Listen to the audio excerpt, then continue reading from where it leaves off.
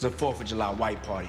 And the Diddy party coming back this year, by the way, for charity. Breaking news tonight, Sean Diddy Combs has been arrested in a Manhattan hotel this evening after a grand jury indicted the music mogul. I mean, I hit rock bottom, but I make no excuses. My behavior on that video is inexcusable. I take full responsibility for my actions in that video.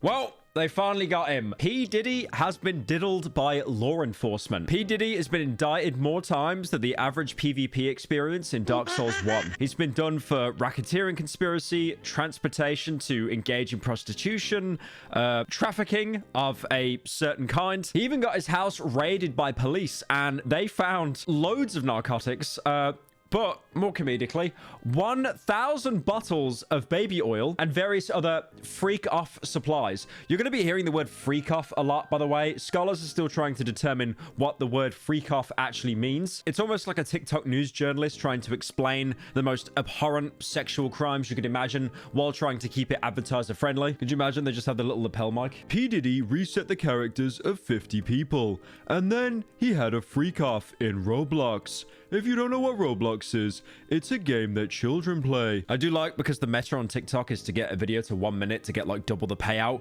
Most people just turn their TikToks into like Wikipedia articles defining every single word that they say to extend the runtime. And unfortunately, Mr. Diddy tried to get bail. His bail was unsurprisingly denied, and he'll be temporarily staying in a special housing unit in Brooklyn. And this is the same place where a lot of other high-profile people are kept. Like, for example, R. Kelly, Sam Bankman-Fried, the crypto scammer, and even Ghislaine Maxwell. She was someone who actually stayed there temporarily dealing with her court process. So if you didn't know, P. Diddy was once a very famous rapper, and he was also a producer that was prevalent in the hip-hop and R&B scene of the early 2000s. But he's more often regarded for his production work with other artists, like, for example, Mary J. Blige, the notorious B.I.G., TLC, and Usher. All right, I'll be honest there, boys. I'm probably going to mispronounce one of these, so I'm just going to bait it out and just purposely mispronounce every single name going on throughout this video. Look, man, as soon as I saw like a rapper having allegations and I had to talk about it, I just knew it'd be a Metro's booming track, Good Kid, Mad City situation, all right? I know it's Usher. I know that's how you say his name, but I'm going to call him Usher because I am confident in the fact that I'm mentally ill and can say no words properly. Now, Diddy's real name is Sean Combs, and like a lot of artists, he actually had numerous other stage names as well. Like, for example, Puff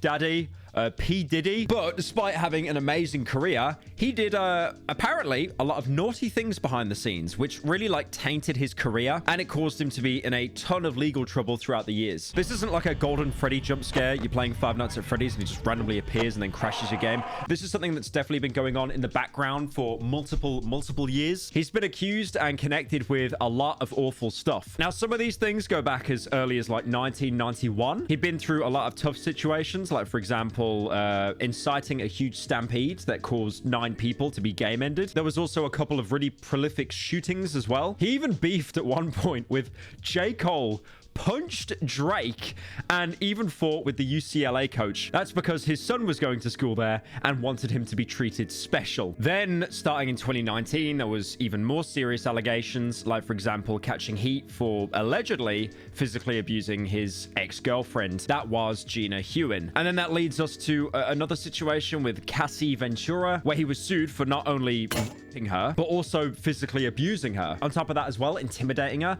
and even making her have sex with male escorts while he watched. This is also where that infamous video spawned of Diddy allegedly, abusing her, which was caught on CCTV. Even though he pretty much is dead to rights there, I'm still going to use the word allegedly like a coward, because there's like a 0.0001% chance that was like a shapeshifter or a deep fake or something. And this is where Diddy went full Logan Paul apology video mode and apologized for his actions and for the surveillance video towards Cassie. I've made a severe and continuous lapse in my judgment. It's so difficult to reflect on the darkest times in your life. And I don't expect to be forgiven. I'm simply here to apologize. Sometimes you got to do that. Now, a lot of people really didn't like that apology video. Even one of the top comments basically saying, weeks ago, he said the accusers were liars. Now that the video got dropped, he takes responsibility. And of course, the allegations didn't stop there. Honestly, looking into this P. Diddy situation, which is truly crazy / insane, This rabbit hole is enormous. So he was sued on top of that as well by various anonymous people, mostly for doing things like, for example, back in the 90s, as well as revenge, which has basically become such an epidemic right now that, like, even in the UK, for example, they're upping laws to give you bigger sentences for, like, doing revenge.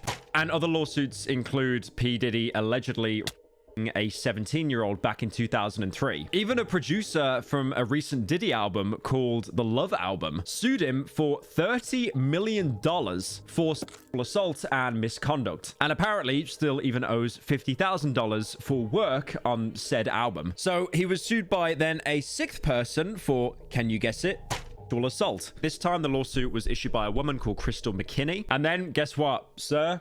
A seventh lawsuit has hit the tower. That was filed by a woman named April Lampos, and here she claims that Diddy assaulted her 4 times between 1995 and the early 2000s as a college student. Apparently as well, Diddy would also record some of these, and a guy confronted April that he had actually seen the footage of one of the assaults back in 97. And if that's true, that means that audio going around of P. Diddy and Meek Mill during a party might actually be more true than we think. And on top of that as well, because oh my god, these lawsuits do not stop coming. He was sued as soon as last week by a famous musician and someone Diddy previously managed, that being Dawn Richard. Guess what it was? Guess what it was? Could you guess? Again, assault. For context, Dawn Richard was a former member of the girl group Danity Kane, and then Diddy signed them onto his record label Bad Boy Records. That was all the way back in 2005. They were basically formed as a group because, like, back then in the early 2000s, like boy bands and girl bands were huge things, like, for example, One Direction, Fifth Harmony, and that usually was formed through a reality TV show. You know, like, you've got the X Factor, Britain's Got Talent, all that kind of stuff. But this was actually a competition that was created by Diddy himself. The show was called Making the Band, and it premiered on MTV. MTV just hosting some of the most bizarre shows imaginable. I remember that they had like Pimp My Ride, Welcome to My Crib, where you just have like rappers like showing off their house and stuff.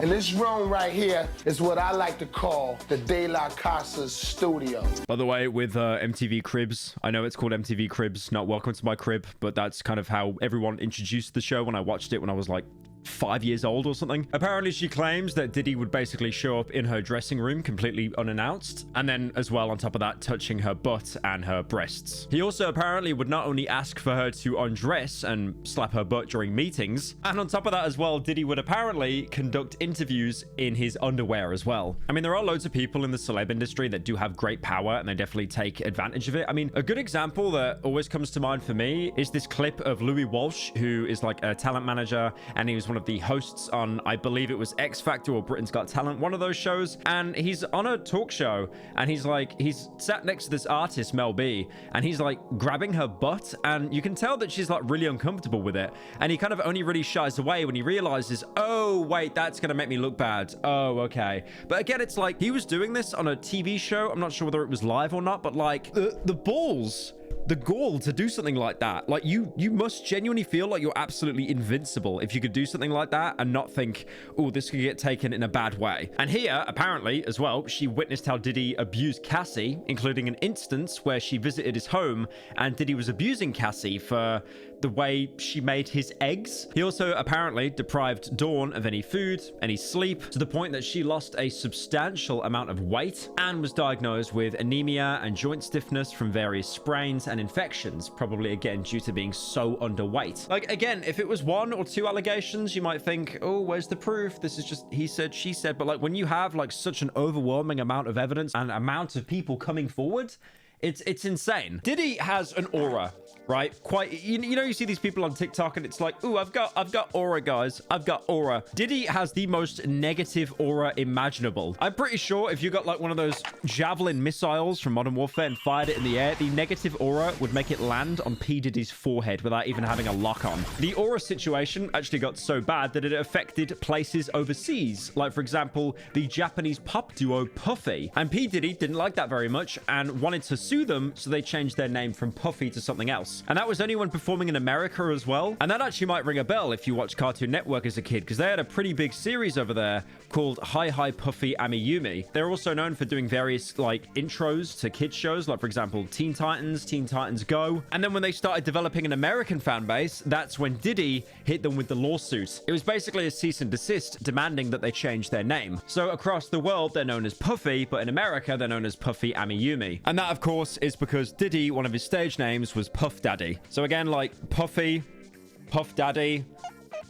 Is there much of an overlap there? Not really. Now, according to Yumi Yoshimura, they apparently didn't really mind changing their stage name that much, but they also went on to say that they basically had no idea who P. Diddy was and didn't listen to his music. And apparently as well, they're not even really sure what the word puffy means, so I guess that's okay that the one time that the P. Diddy situation didn't end in absolute catastrophe, despite him basically bullying people into changing their name. Now, obviously, that situation there is like nowhere near as serious as basically any of the other crimes that I mentioned, but I also feel like it kind of shares the person that he is, basically bullying people into doing what he wants for them, whether that's like, you know, sexual gratification or, you know, changing their name. Now, there were various clips going around in New York of P. Diddy apparently like traveling back there or something to be able to, you know, like seem that he's a good-natured citizen. I'm pretty sure you've seen the critical video as well, where like P. Diddy's lawyer is basically just coping, saying that they always use this excuse where it's like, oh, you know, he's not a saint. He's not a saint.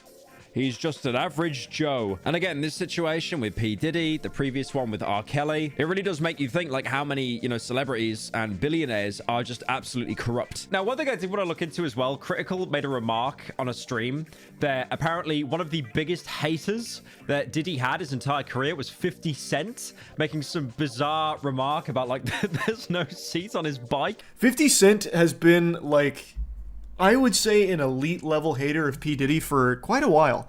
I don't remember how long ago this was, but there's a comment he left on an Instagram post of Diddy's that I think about from time to time and giggle on. It was P. Diddy riding a bike, and 50 Cent left a comment under it saying, "We all know there's no seat on that bike."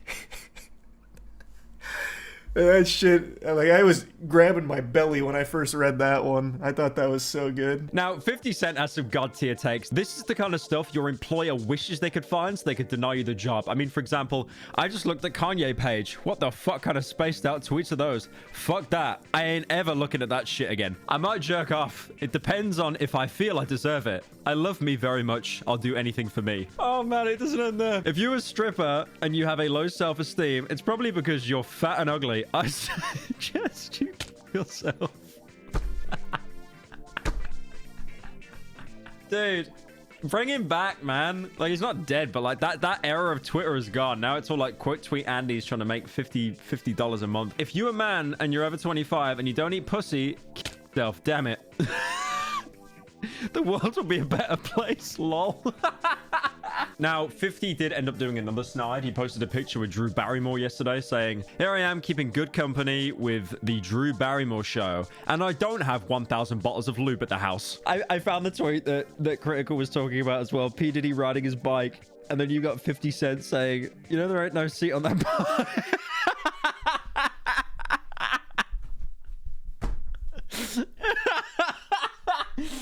You know, there ain't no seat on that bike.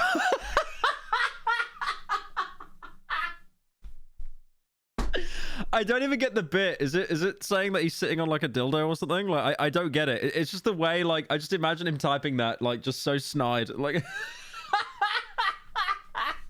okay, because the joke went entirely over my head, I had to do a bit of research with the funny scholars of Reddit. Apparently the bit is basically a bike without a seat. It's just a giant pole. It's not funny when you explain it. It's not funny. I just love the way he typed it, especially with the exclamation mark at the end. It's the fact that I don't even think it was an actual official video. I think it was like some fan page that had like 1,000 likes, and he was that rent-free. He just ended up... No seat on that bike. Why is this so funny? There's no way I should be laughing as much as I am. I don't know why I'm finding this so funny. I'm talking about really serious allegations here, but just like 50 Cent, like being the OG hater. You know, there ain't no seat on that bike.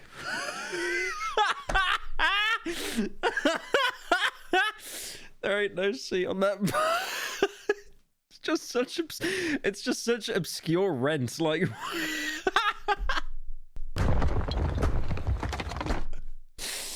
oh my god. Oh my god, that could be the funniest bit of all time. That could actually be funny. All of it's ongoing. There's gonna be more stuff that comes out soon. This is if you hear this, that's P. Diddy's lawyer calling me right now to not drop the video today. I'm gonna do it anyways because I'm brave, and also Critical can take the fall because he'll get more views anyway. But yeah, I guess we just gotta keep watching and see what happens with the insane P. Diddy situation.